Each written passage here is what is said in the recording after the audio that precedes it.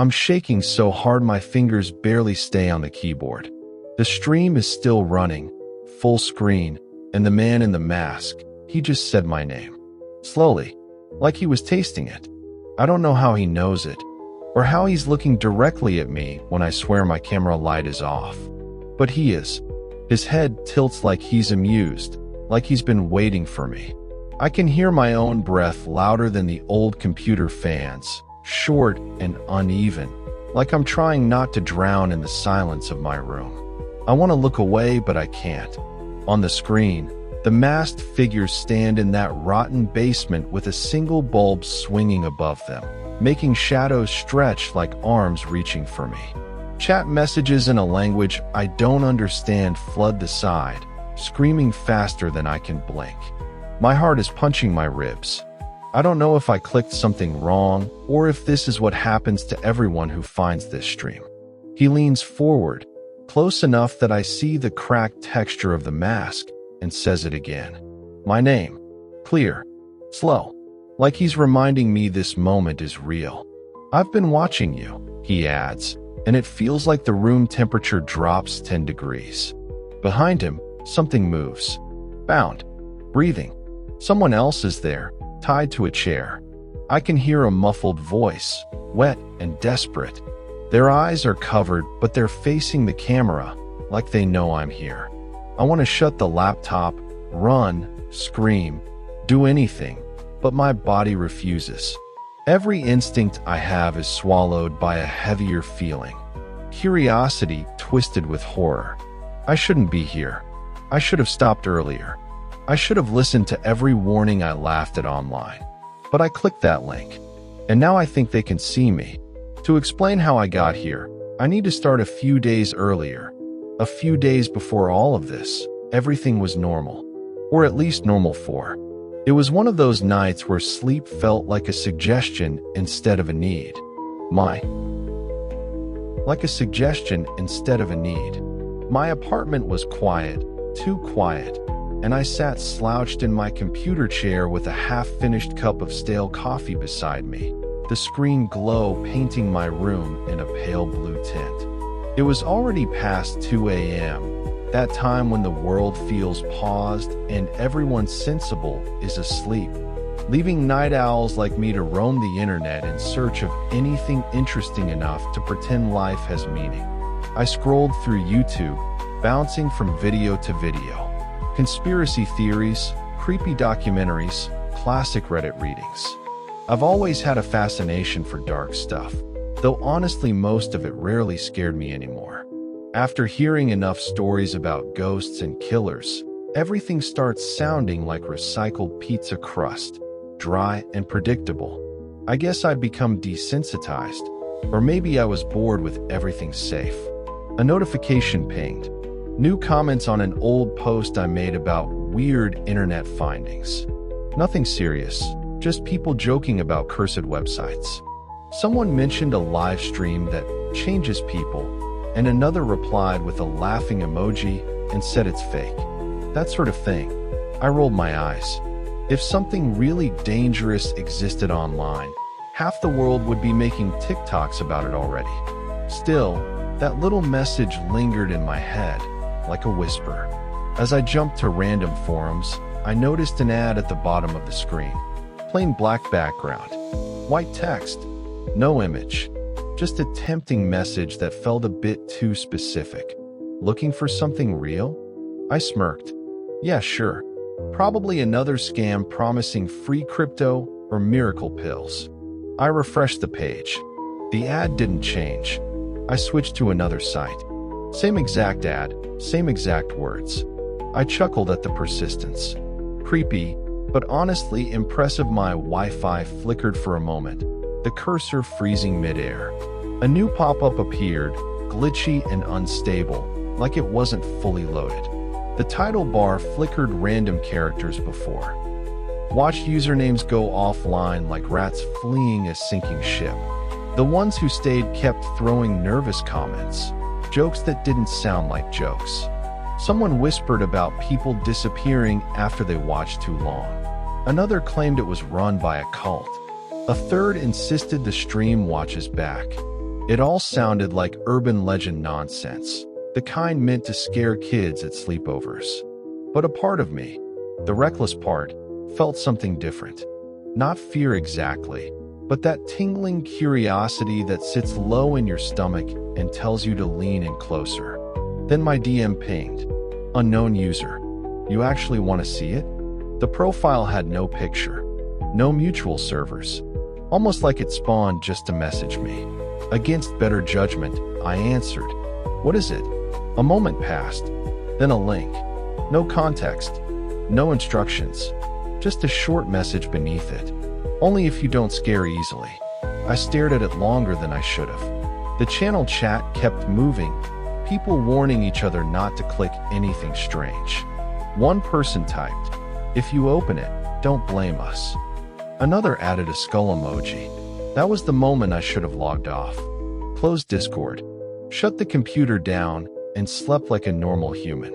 But instead, I felt that old hunger again. Curiosity whispered louder than caution. And I told myself one simple thought that ruined everything. It's probably nothing. Just click it. And so, I did that. I stared at the link longer than any sane person should. It wasn't a normal URL. No .com, no .net, just a messy string of letters and numbers ending with .onion. I knew enough to understand that meant one thing: dark web. I'd never actually gone there myself. I'd laughed about it in videos and joked with friends about red rooms and hitman storefronts, but that was always from a safe distance behind a bowl of popcorn. Now I was holding a doorway I wasn't sure I should open. Still, instead of closing Discord and pretending none of this happened, I went to download Tor. It felt like typing a confession into the search bar. My heart beat faster, not out of fear exactly, but out of anticipation, like standing at the edge of a roof, toes hanging off, curiosity pulling you forward more than caution holds you back. Tor installed. I launched it. The window opened with that warning screen, about anonymity not being guaranteed, about illegal content. I clicked accept without reading. I told myself it was just curiosity, just exploration, a digital ghost hunt. Nothing real.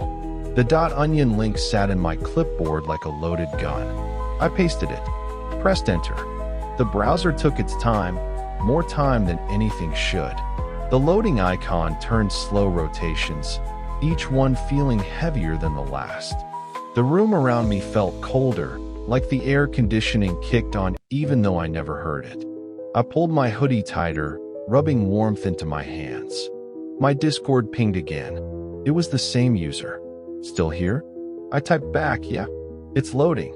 Their response came instantly, like they'd been waiting. "Don't panic if it freezes." Wait, why would I panic? It was just a web page. But the way they phrased it made my stomach knot. I minimized Discord and returned to the Tor window, where the page still sat blank, only a flicker of pixels shifting now and then like something struggling to appear. Then I heard it, faint static through my headphones, even though nothing was playing. Soft, almost like a whisper with the words chewed away. A hiss, a breath against my ear. I pulled one side of the headphones off, half expecting someone behind me. The apartment was still. No footsteps, no voice. Just my imagination, I told myself. Just paranoia. I placed the headphone back. The static faded, replaced by silence that felt heavier than sound. My screen glitched once, colors stretching into digital veins before snapping back. Then my camera light blinked. Just once. A tiny flicker like an eye opening. I froze. The light stayed off afterward, but that single pulse drilled into my spine. Like an electric needle. Had the camera been accessed? I hovered my hand over the tape I kept near my desk for exactly this reason, but something stopped me. If they could turn it on once, they could do it again. Tape wouldn't save me. Another Discord message. If you can hear them, you're close. I didn't remember mentioning the static. I typed "hear who?" No response. The Tor window finally shifted. A black screen filled it. No loading bar, no text, Just blackness, like staring into an unlit corridor. I waited. Seconds passed like minutes. My breathing sounded louder than anything else. Just as doubt started crawling in, just when I considered closing it, something flashed. A red speck in the darkness. Then another. 2 small lights, dim and far away, like eyes staring back through the screen. The stream began to load. Slow, painfully slow. Shapes formed. Shadows. A room. Figures waiting. And just like that, I was in. The picture sharpened slowly, like something crawling out of a swamp. What started as shapes and interference became a dim room. Concrete walls stained with something too dark to be paint. A single bulb swayed overhead, casting sickly yellow light across the scene. Under it stood 3 figures wearing masks, plain, cracked porcelain faces without mouths. Their clothes were mismatched, as if stolen from strangers. One had a faded hoodie, another a business suit with the tie dangling loose, and the third wore something like a butcher's apron. They stood perfectly still, facing slightly away from the camera, as if frozen mid-thought. I waited for someone to move, to speak, to do anything that proved this was pre-recorded or staged. Instead, my eyes drifted to the chat beside the video. Lines of messages raced upward, but the language wasn't one I recognized. Not English, not anything familiar. Symbols and shapes that felt ancient, like carved warnings from a forgotten temple. Every few seconds, one message repeated itself, always in red text. Somehow I knew it. Important. The stream timer showed no beginning, counting up from a number far too large, like it had been live for years. A chill slid through me. I swallowed hard and leaned closer, squinting to catch any detail. Were they breathing? Watching? Waiting? A minute passed before the figure in the hoodie twitched, just a small jerk of the shoulder, but enough to make me flinch. The other 2 turned their heads, not toward him, but toward the camera, straight at me, as if both decided, at the same second, to acknowledge the invisible audience. No voice, no welcome, just the sound of that swaying bulb creaking like a rope above a well. I laughed under my breath, too tense to sound confident. Probably actors, I whispered, though the words tasted like a lie. If this was staged, it was the most convincingly unsettling production I'd ever seen. Then the static returned, faint again, brushing my ear like a whisper of breath. The camera light didn't blink this time, but I felt watched anyway. Not like someone in another room was staring at me, but like the stream was staring through me, measuring me, taking notes. My pulse thumped in my throat. If I closed it now, nobody would believe what I saw. It would sound like a delusion, another creepypasta lost in a pile of better lies. I needed proof. I needed to see what happened next. The man in the suit stepped forward. Slow. Intentional. He placed his gloved hand on a rusted metal table in front of him. The camera zoomed in without anyone touching it. A new message appeared at the top of the screen in white letters this time, readable, like a direct line to whoever dared watch. Episode 1 begins. Do not look away. And just like that, I knew something had started. Something real. The screen flickered again, and this time a 4th person entered the frame. Not masked, not calm. A young man with duct tape across his mouth, wrists zip-tied behind him. He stumbled forward as one of the masked figures shoved him into the center of the room. He tried to scream, but it came out muffled, choked, more like a sob than a sound. His eyes darted everywhere, frantic and glossy with tears. He could see us, or maybe he could feel us. Either way, he looked like a trapped animal thrown in front of hungry wolves. The chat exploded, still mostly in that strange language, but scattered between the symbols were familiar commands, written by users who either knew what they were doing or pretended to. /vote1, /pain, /choose. My stomach twisted. It took me a moment to understand what was happening, and when I did, the room around me felt claustrophobic. The viewers weren't just watching. They were deciding, participating. The stream fed on interaction. Every vote seemed to affect the masked figures, their heads tilting like puppets awaiting instructions. The man in the butcher's apron retrieved something from behind the camera's blind spot. I couldn't see what it was, only heard the metallic scrape, long, dragging, like metal over concrete. The taped man whimpered, shaking violently. The masked figures stood behind him, a silent jury waiting for the verdict. The chat's symbols pulsed brighter, faster, like a heartbeat on screen. A new line appeared in red. The audience must choose. I felt sick. This couldn't be real. It had to be staged, right? Special effects, actors, viral marketing. But the panic in that man's eyes wasn't fake. It was raw. Animal fear. The kind your body doesn't know how to hide. My fingers hovered over the trackpad. Close it. Just close the window. I told myself that. I even moved the cursor toward the corner, but something held me still. I needed proof. I needed to see if it was real. Then a sudden loud clank echoed from the stream, snapping me back. One mask raised a hand and pointed at the chat. Instantly, the poll results appeared. Pain, 84%. The butcher figure stepped forward. I never saw the tool clearly, only the glint of metal and the way the bound man thrashed. The camera zoomed close, not on the violence itself, but on his face. His eyes widened, pupils shaking like broken marbles. A muffled scream ripped through the tape, more vibration than voice. The sound was worse than seeing anything physical. It wasn't gore. It was suffering. Human. Real. The kind of sound that burrows into your memory and refuses to leave. Through it all, the chat celebrated. Messages poured in, thousands, cheering like a crowd at a stadium. But beneath the chaos, a single line appeared again, slowly, like it wanted me specifically to notice. Would you watch or close the window here? I should have closed it. Any sane person would have.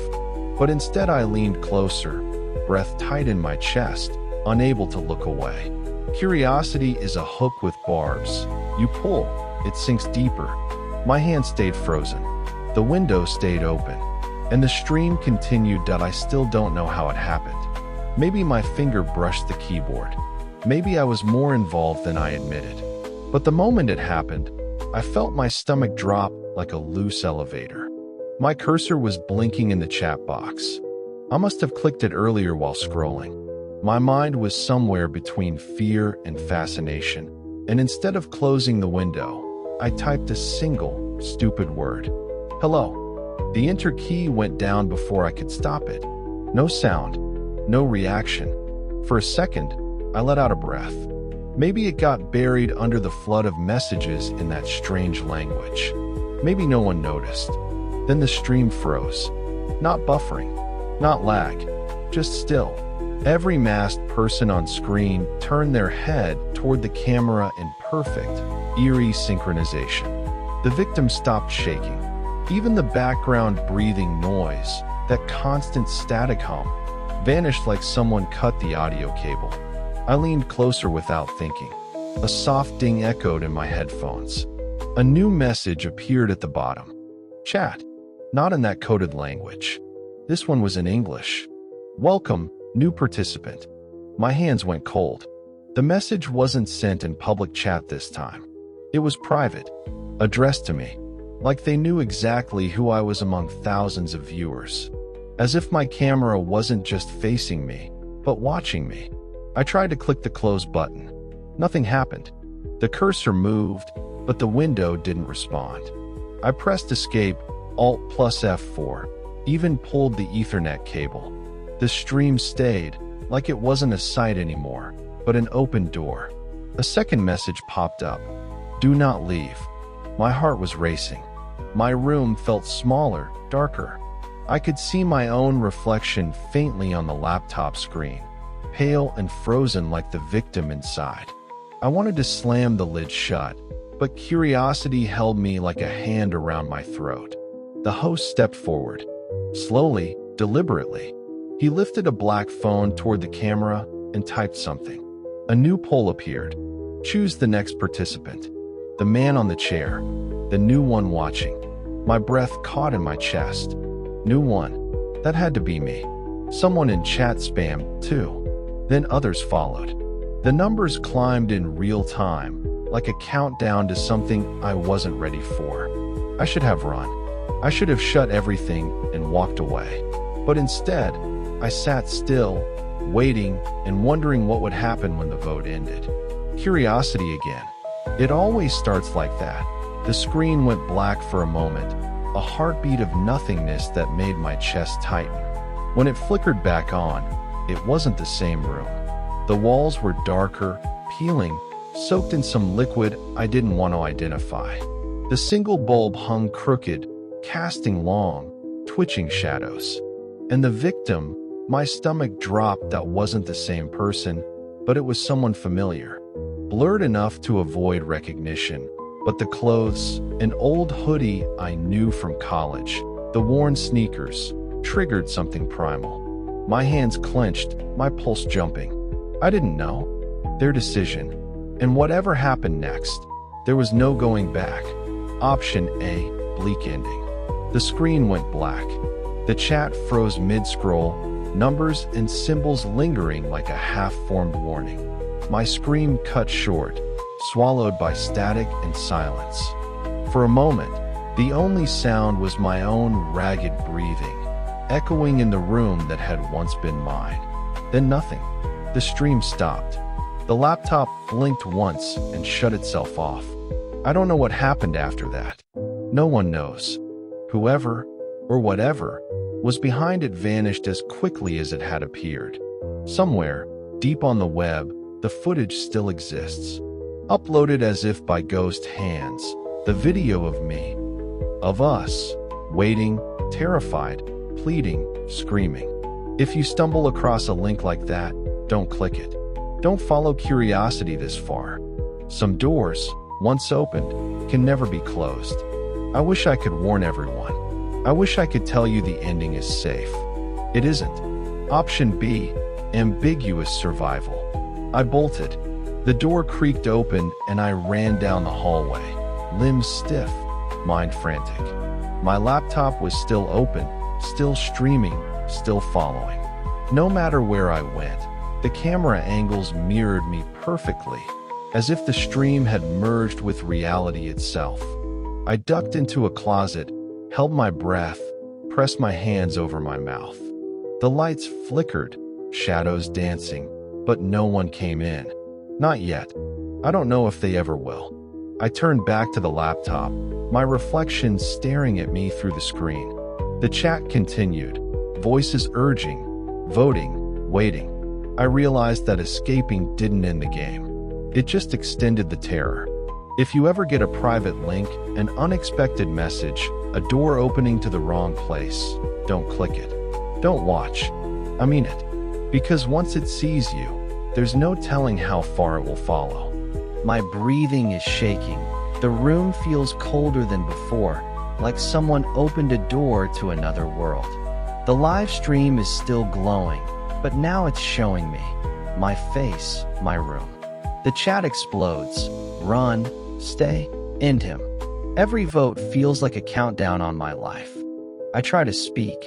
I never wanted this. I just clicked a link. Please, just stop. For a moment, everything slows.